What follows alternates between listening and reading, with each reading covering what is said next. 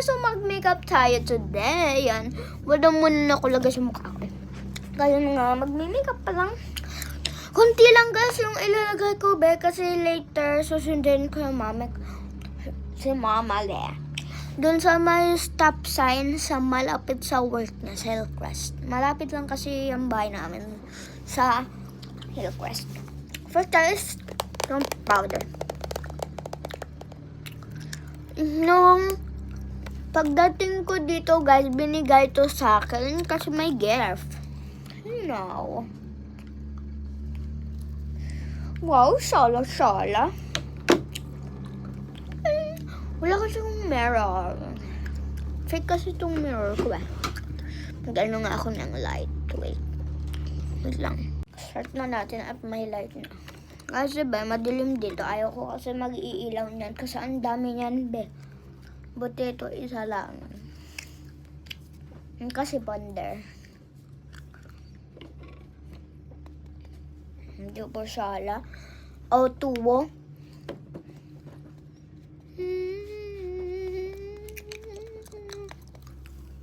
Tapusin ko na to guys. Kasi ang time ko guys, 3 minutes lang siya. Ng pag-vlog. If dito guys matapos, wala. Kaya tatapan ko lang for 30 minutes. Ito na nga po pala ang finished products natin. Diba simple lang? Green. Wala yung filter be. Ito yung powder.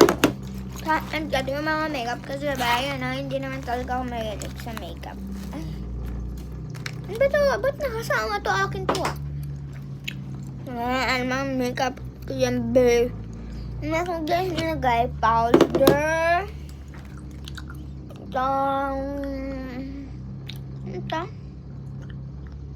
Foundation. Next, nag-powder ulit ako. Tapos, nagganyan ako konti. Tapos, ganyan ko. And, naglagay ulit ako konti dito sa loob. Tapos, ganyan ko.